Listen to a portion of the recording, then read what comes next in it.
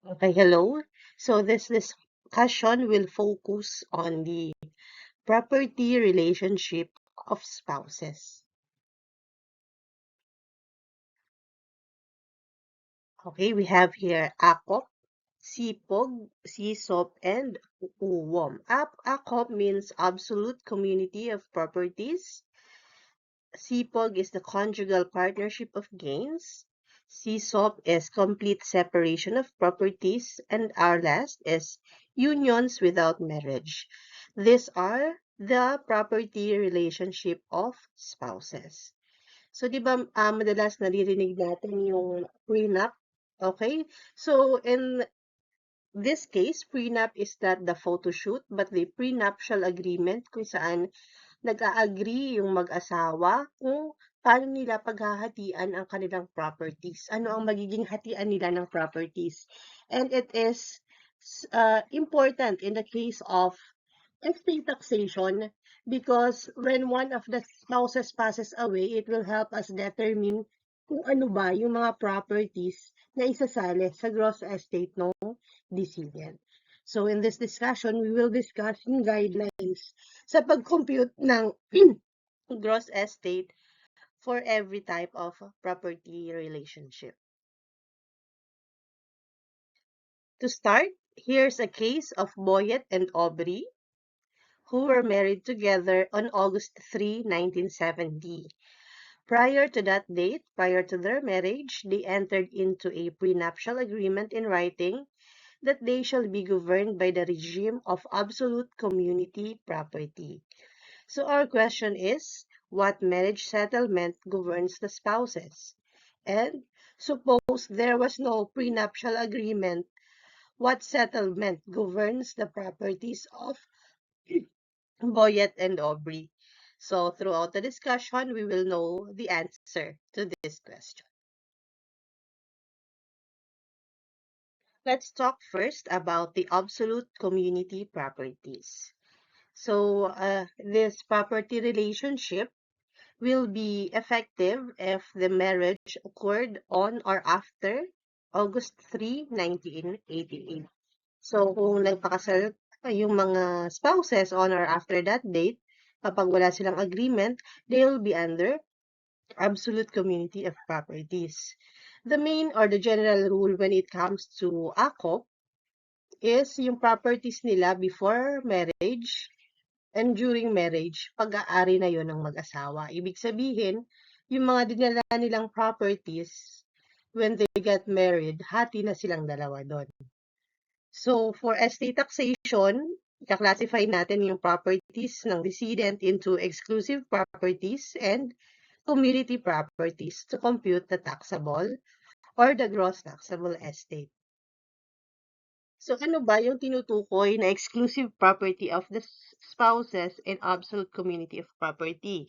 Kasi nga, di ba, general rule, yung properties nila before and during the marriage, community property na nila. However, there are exceptions. First, properties acquired by inheritance or gift during marriage and the fruits as well as the income of such property. So kung halimbawa yung wife nakatanggap ng mana during marriage or donation, exclusive property niya yun, including the fruits as well as the income. Unless expressly provided by the donor, the state, or grantor that they shall form part of the community properties. Properties for exclusive and personal use of either spouse are considered exclusive properties like mga cell phone, except jewelry. So, jewelry is always under community property kapag kayo ay under the AKOP regime. Properties acquired before marriage who has legitimate descendants by a previous marriage. So, halimbawa, kasal ng dati yung isa sa spouses. Yung properties acquired doon and the fruits and income, yun ay exclusive property nung spouse na yun. Additional guideline, the exclusive property does not become a community property just because it is used by both spouses or their family members, like a family home. Property acquired during the marriage is presumed to belong to the community unless it is provided that it is one of those excluded therefrom. Okay, so again, under absolute community properties, kasama sa community properties ang properties owned before marriage and properties acquired during marriage. Either spouse may dispose by will of his or her interest in a community property, and ang interest na yun ay 50%. Considered na hati yung mag-asawa sa kanilang community property. However, neither spouse may donate any community property without the consent of the other. However, either spouse may, without the consent of the other, make moderate donations from the community property for charity or on occasions of family rejoicing or family distress. Hindi pwedeng mag-donate kapag hindi alam or walang consent ng spouse, pero kung para naman sa charity or family rejoicing or distress, pwede naman basta moderate amount. And of course, there are charges and obligations from the absolute community, deduction siya sa gross estate. And please check the uploaded materials. They are direct to the point. As an illustration, let's talk about the case of Carlos, who is married to Carla. Carlos died during the current taxable year, leaving the following properties. Okay, here are the properties of Carlos. And our requirement is to determine the gross taxable of estate of Carlos under the absolute community property regime. So let's identify if each line item or property is exclusive or community. First, we have two-door commercial building inherited from his father 10 years before marriage, which is valued at 4 million at the time of death. So, is it exclusive or community based on our rule? Okay, so based from our rule, exclusive daw yon kapag inherited during marriage. However, the commercial building was inherited 10 years before marriage. So, it is a community property. Next, a 7-hectare agricultural land planted with coconut and other high-value crops donated by his mother during marriage with a fair market value of 2 million at the time of death. So, this case naman, na-inherit na siya or donated na kay Carlos during marriage, kaya siya ay exclusive. A house and lot acquired during marriage with a fair market value of 5 million at the time of death. Of course, acquired during marriage, yun ay community. A 3-door apartment owned by Carlos before marriage with a current value of 5 million. That would be community kasi acquired before marriage. A 4-year fish pond owned by Carla before marriage, which is valued at 4,500,000 at the time of death. This is also community property. Kahit kay Carla yon, since sila ay nasa absolute community property regime, community property siya. Cash worth 6 million representing income from various properties that cannot be identified to which properties it pertains. So, hindi na nila alam kung saan nanggaling yung cash. So, in that case, considered siya as community property. Okay? So, considering all those classifications, ang gross estate or ang exclusive property ni Carlos would be 2 million and their community property is 24,500,000. Let us now proceed to the conjugal partnership of gains.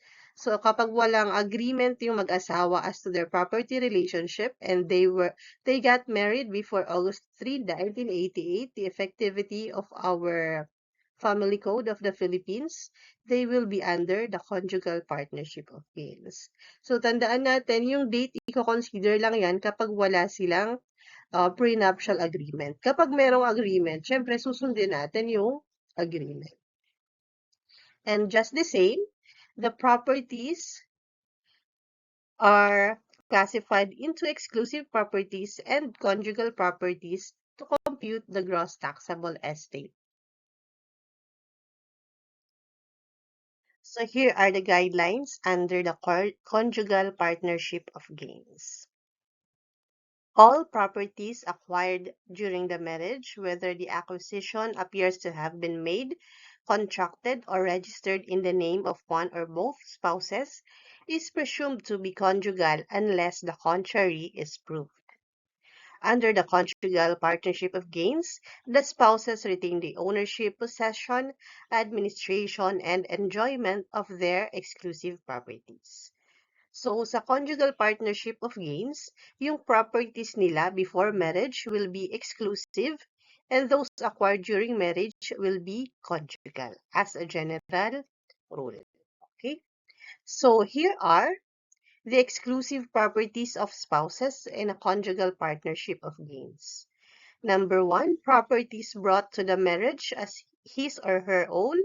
So, yung mga dati na nilang properties and gamit before marriage, those are considered exclusive. Properties acquired by gratuitous title, either by inheritance or gift during the marriage.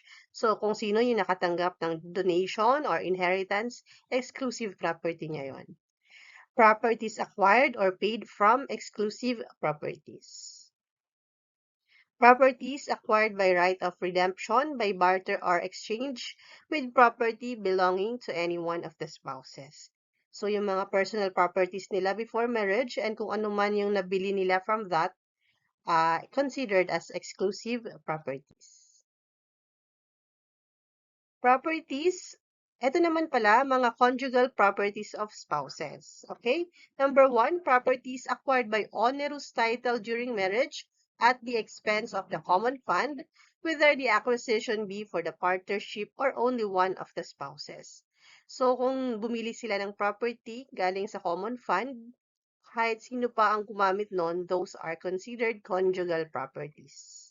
Second, properties obtained from labor, industry, work, or profession of either or both spouses. Yung sahod nila, kung ano man yung kita nila sa business, those are considered conjugal properties. So, hindi pala pwede yung sinasabi ng ibang babae na yung sahod ng asawa nila sa kanila, tapos yung asawa nila sa kanila lang.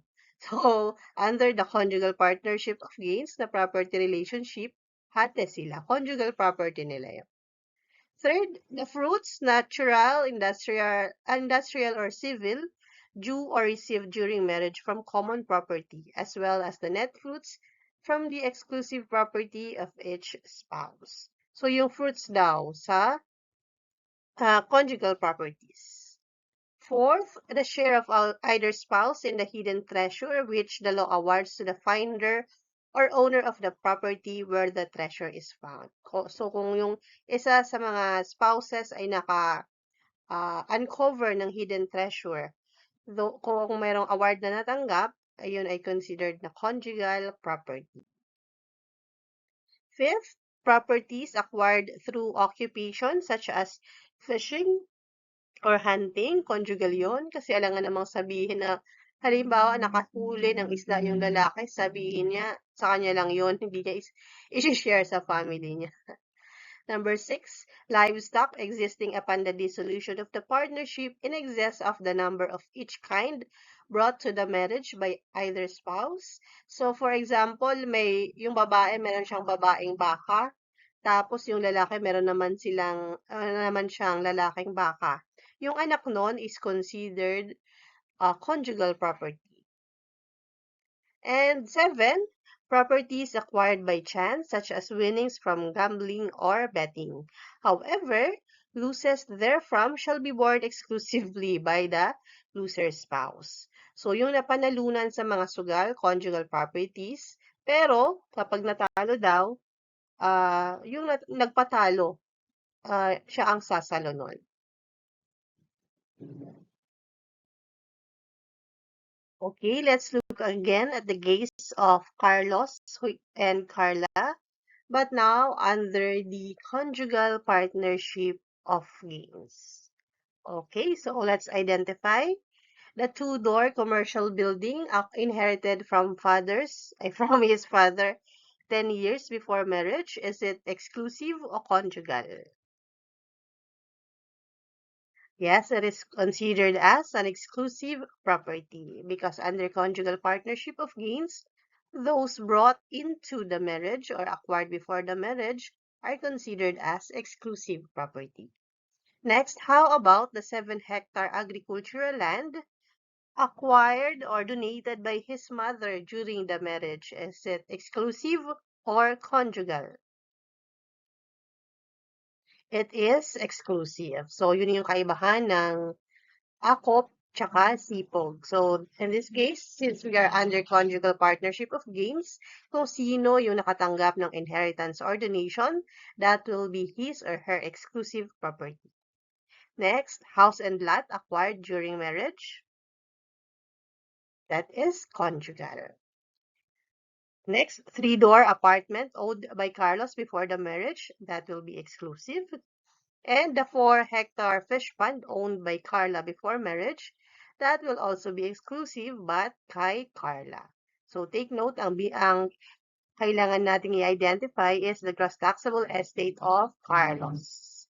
Again, the cash worth 6 million na hindi alam kung saan nanggaling, that will be a conjugal property. Considering all that, this is the computation of the exclusive and conjugal properties of Carlos. So, exclusive at 11 million, conjugal 11 million. When computing the gross estate, itong 11 million na conjugal, i-divide yan ng 2 or multiplied by 50%. Kaya magiging gross taxable estate ni Carlos will be 11 million times 50% plus the 11 million na exclusive properties. Okay, so there are cases na halimbawa, binili pa nila nung dalaga or binata nila tapos paid in installments.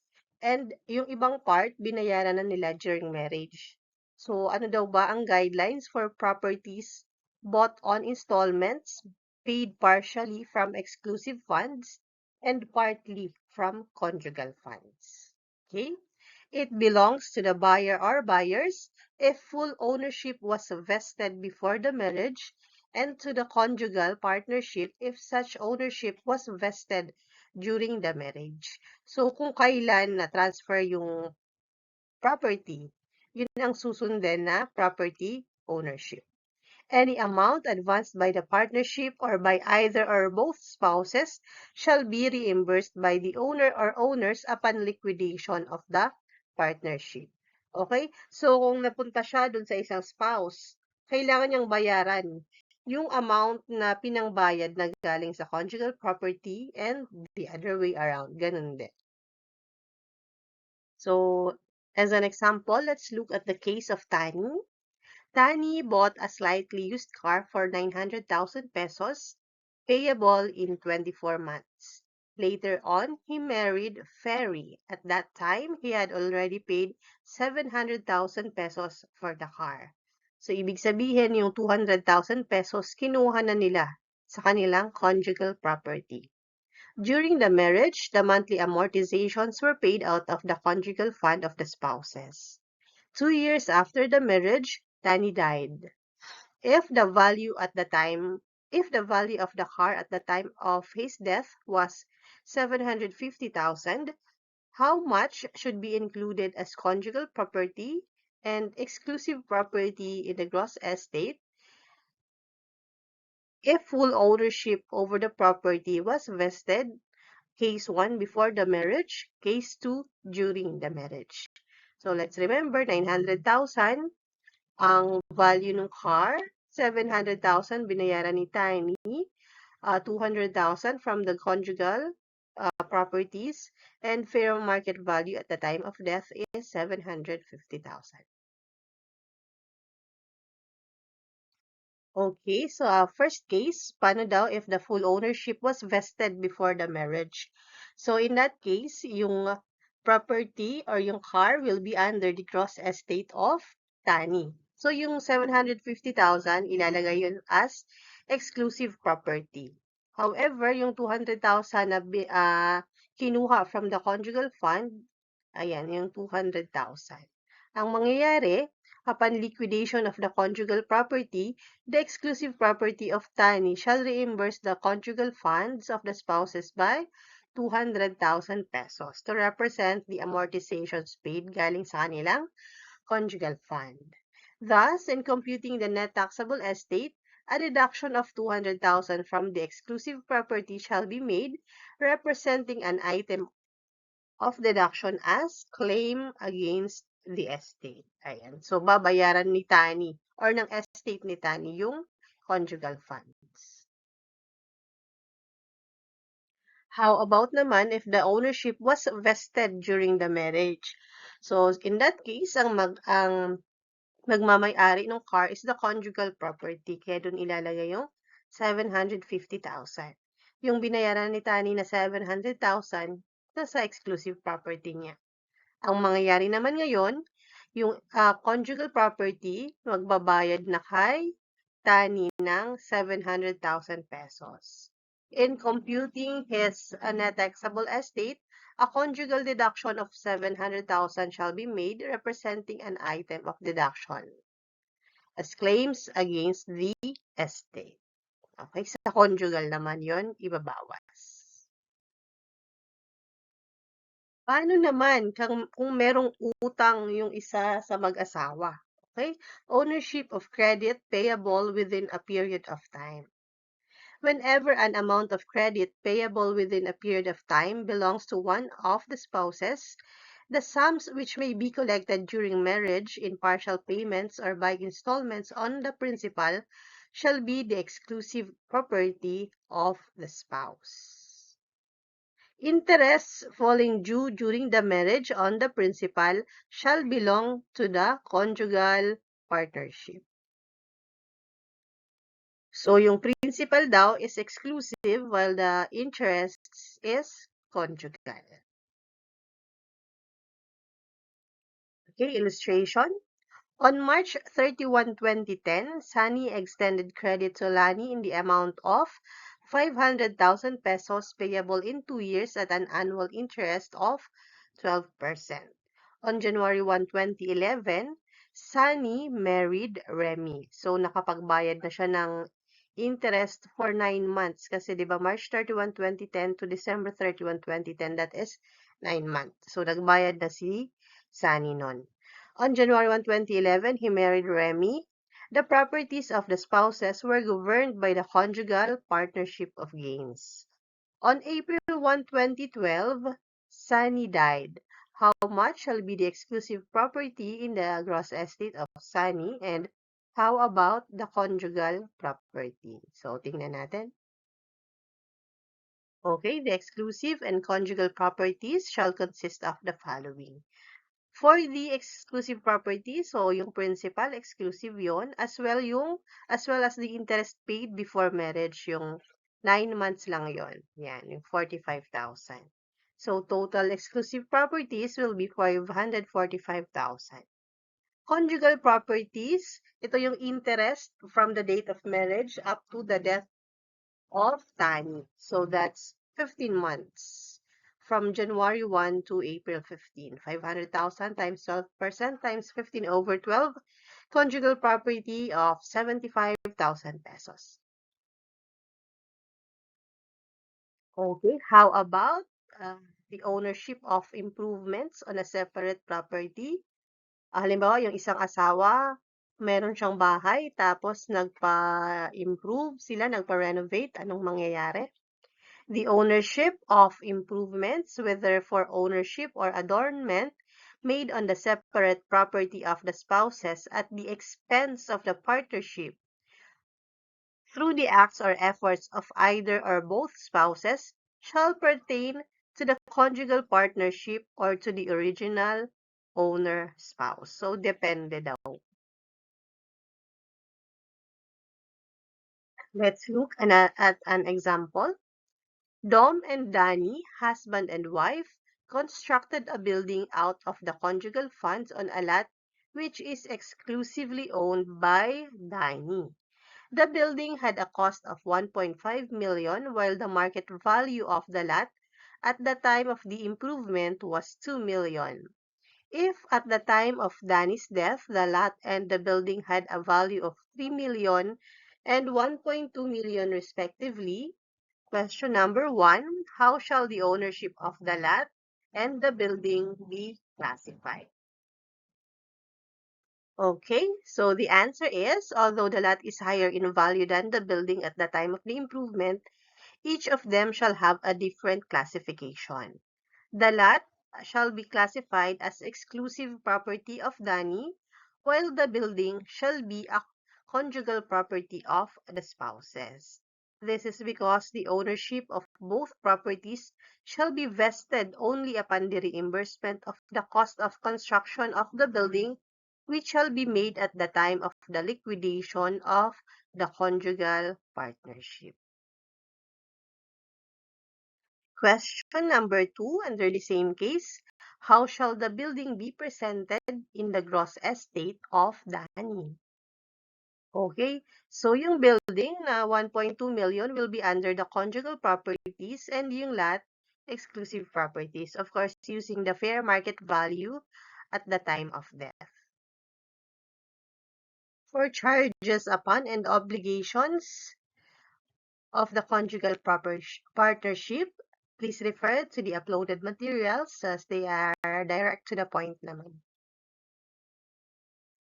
Now let us distinguish the conjugal and community property, or the conjugal partnership of gains and the absolute community of properties. Okay, here is a figure that shows the classification of properties which are acquired by gratuitous title during marriage. So, ano daw ba ang classification kapag natanggap through donation or inheritance during marriage? For conjugal partnership, yung property acquired through gratuitous title is a or an exclusive property. However, yung fruits noon or income is conjugal. However, sa community regime, yung property acquired is also exclusive, but the fruits are also exclusive. Again, those are about classification of properties acquired by gratuitous title during marriage. There is no agreement or walang prenuptial agreement.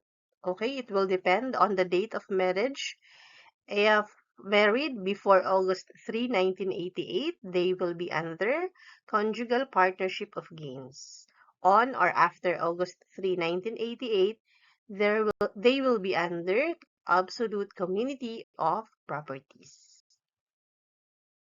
Okay, here is another presentation of acquisition by gratuitous title. So we have here a column if acquired before marriage and another during marriage.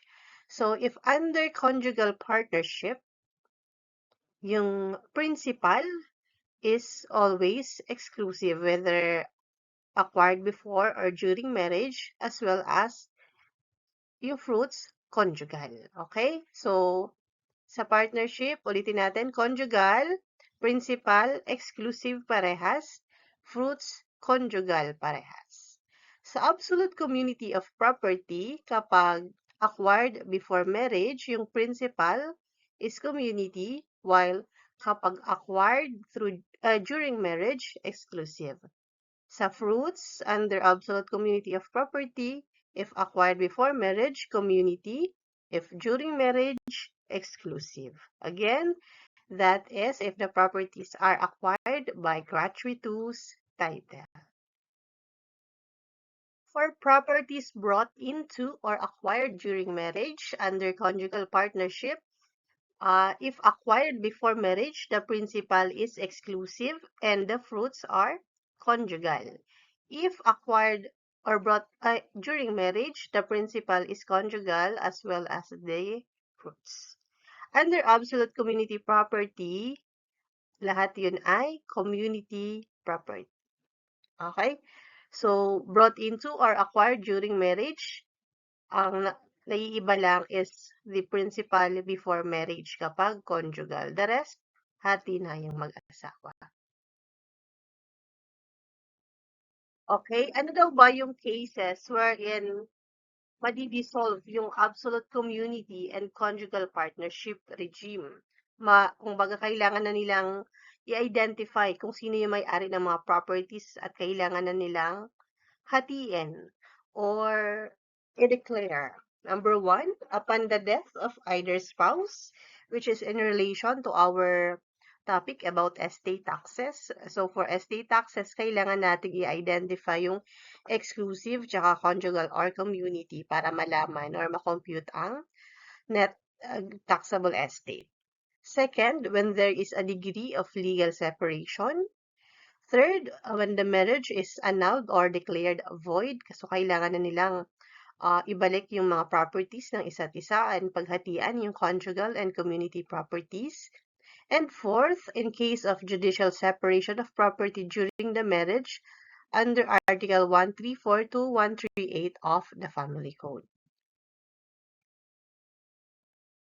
So after discussing the absolute community of properties and the conjugal partnership of gains, we will now focus on the third type of property relationship, which is the complete separation of property.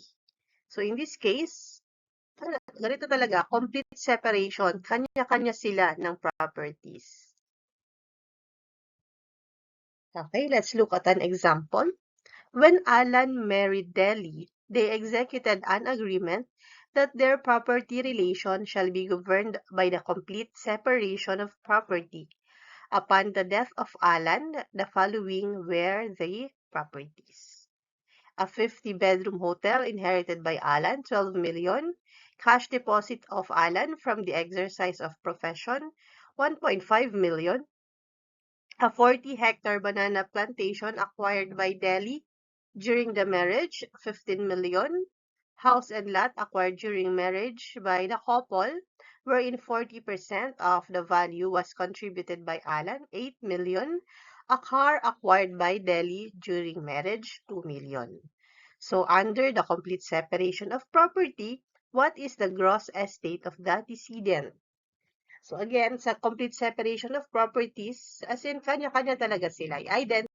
Kung ano yung property ng husband, sa kanya lang, and yung ano yung property ng wife, sa kanya lang. Ang special case lang is this one, similar with the house and lot. Okay, let's look at the answer. So, ayan, makikita natin, yung mga properties lang na under kay Alan, yan yung kasama. When it comes to the house and lot na na-acquire ng mag-asawa, i-compute lang natin yung share ni Alan, which is 40%. So, in total, ang makakasama sa gross estate ni Alan is 6,700,000 pesos. So, our law has also considered the property relationships for those unions without marriage. Opo, may batas din para sa mga common law spouses. Okay, here are the rules for the unions without marriage. First, their wages and salaries shall be owned by them in equal shares. So, hati sila. Okay? Pangalawa, property acquired by both of them through their work or industry shall be governed by the rules on ownership. 50-50 ulit.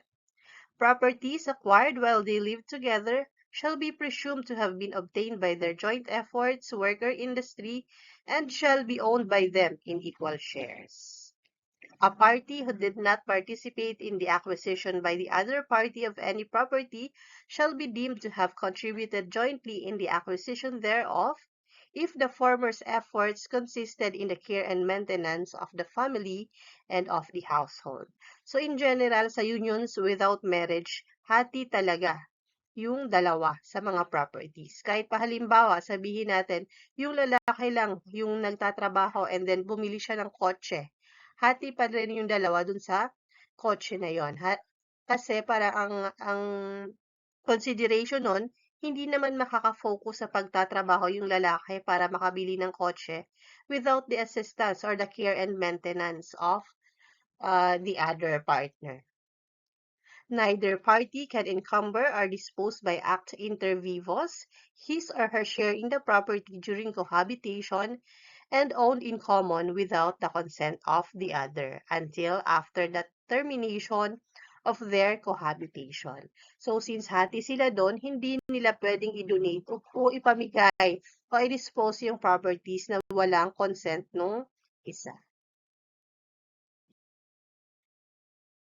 Okay, let's talk about Juanito, single and capacitated to marry, lived with Editha without the benefit of marriage, died. The properties of the couple consisted of the following. Ayan.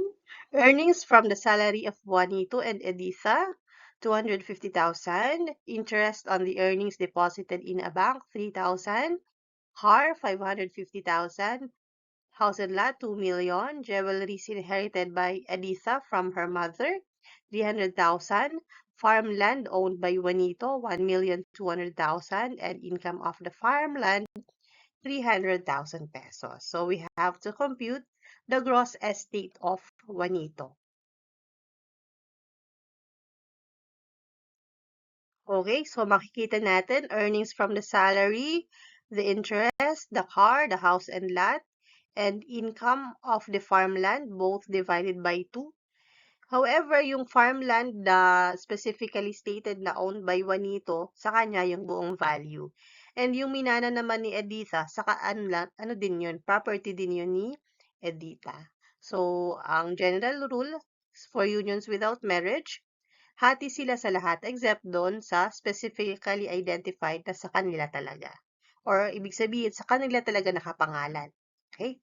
So, in total, the gross estate of Juanito is 2,751,500.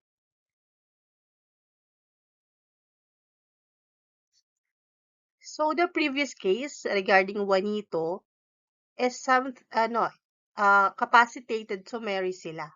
However, paano naman daw if merong cohabitation but they are incapacitated to marry each other? Either because minor yung isa or legally married pa yung isa or dalawa. Ano ang mangyayari sa kanilang properties?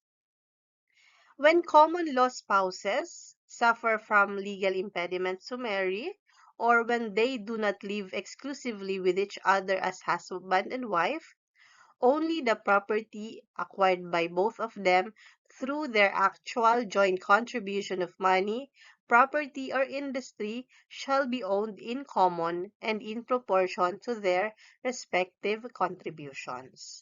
So kapag incapacitated to marry, yung acquired lang through both of their efforts ang paghahatian nila. And of course, i-consider din yung percentage ng kanilang contributions.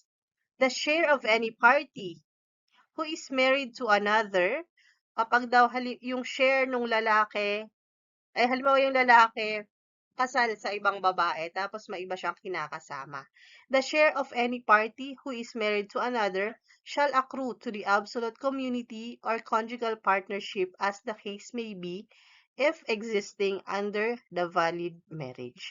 So, may karapatan yung legal wife or legal husband sa share niya sa cohabitation depending on their property relationship. Okay, here's the case of Saito, legally married to Sakura, died and had the following data. Okay, conjugal properties with Sakura, yung legal wife. Earnings from salary of Saito, 120,000. Earnings from exercise of profession of Sakura, 250,000.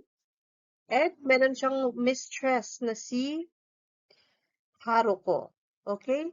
So, business interest of couple, share of Saito is 70%, 800,000. Income in business, 140,000. House and lot inherited by Haruko from her parents, 1.5 million.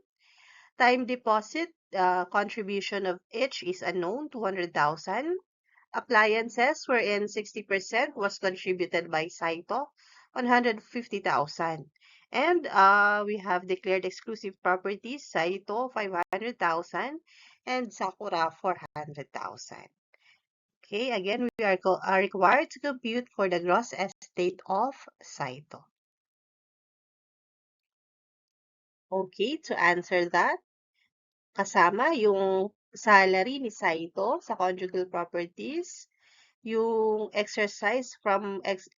earnings from exercise of profession ni Sakura, yung asawa niya, 250,000. And from properties with Mistress Haruko, yung business interest nila, 70% kay Saito. So, 800,000 times 70% is 560,000. Income in business. So, since 70% yung business interest ni Saito, yung share niya sa income, 70% din. 140,000 times 70%. Yung house and lot inherited by Haruko from her parents, of course, kay Haruko lang yon. Yung time deposit, hindi alam kung magkano yung contribution nila, hahatiin yon. 50% silang dalawa. Kaya, 100,000 lang kay Saito. Appliances, 60% lang kay Saito. 150,000 times 60% is 90,000. So, from the conjugal properties, ang makukuha natin ay 1,218,000 and we will add the exclusive property of Saito na 500,000. So, his gross estate will amount to 1,718,000 pesos. So that's all for the property relationships of spouses. In order to be more familiar, you are advised to answer as much problem as you can. Thank you.